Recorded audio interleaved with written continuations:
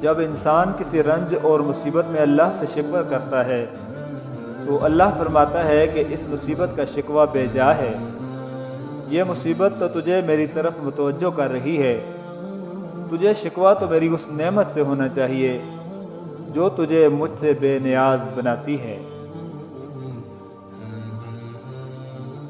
نہر کے کنارے پر سویا ہوا شخص پیاس محسوس کرتا ہے، جبکہ پانی بالکل اس کے قریب ہوتا ہے۔ اس کی بدبختی یہ ہے کہ وہ اٹھتا ہی نہیں ہے، تو اسے پانی کیسے نظر آئے؟ یہی ہمارے حال ہیں۔ خدا کی ذات ہمارے بہت قریب ہے، لیکن ہم اس کی طرف قدم بھی نہیں بڑھاتے۔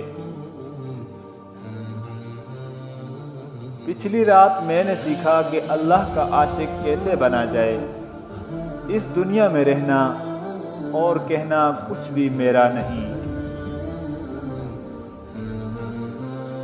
اگر تم قرآن کو آنکھوں سے دیکھو گے تو الفاظ نظر آئیں گے، دماغ سے دیکھو گے تو علم نظر آئے گا، دل سے دیکھو گے تو محبت نظر آئے گی، اور اگر اپنی روح سے دیکھو گے تو تمہیں خدا نظر آئے گا۔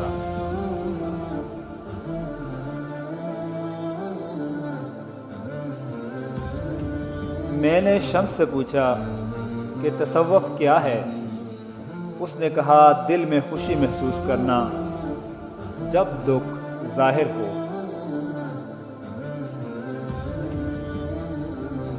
یاد رکھنا دوستو، اگر آپ محبوب کا قرب چاہتے ہیں پھر ایک دوسرے سے محبت کرو، چاہے ان کی موجودگی ہو یا غیر موجودگی، صرف ان کی بھلائی دیکھیں۔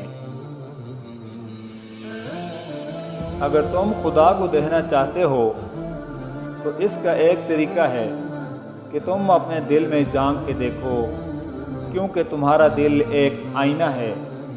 اگر یہ بدی سے پاک ہو تو اس میں خدا بھی نظر آ سکتا ہے۔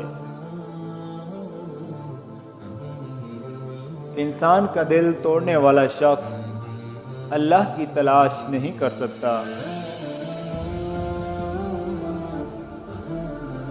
ہر اگنے والی چیز یہ بتاتی ہے کہ انسان جو بیجتا ہے وہی کاٹتا ہے۔ اے میرے دوست، اگر تم سمجھدار ہو تو محبت کے سوا کچھ نہ بیجو۔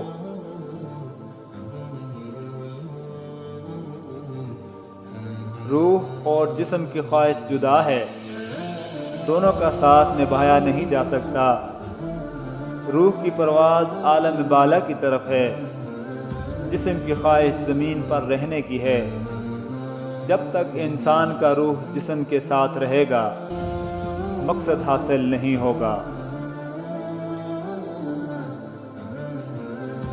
اگر آنکھ کی بینائی ختم ہو جائے تو انسان رات اور دن میں فرق نہیں کر سکتا۔ اسی طرح اگر انسان دل کا اندھا ہو جائے تو وہ حق اور باطل میں فرق نہیں کر سکتا۔ انسان کا جسم اس کا فرعون ہے اور وہ باہر بھاگا پھرتا ہے کہ دشمن کہاں ہے، اور نفس جسم کے گھر میں نازوں میں پل رہا ہے۔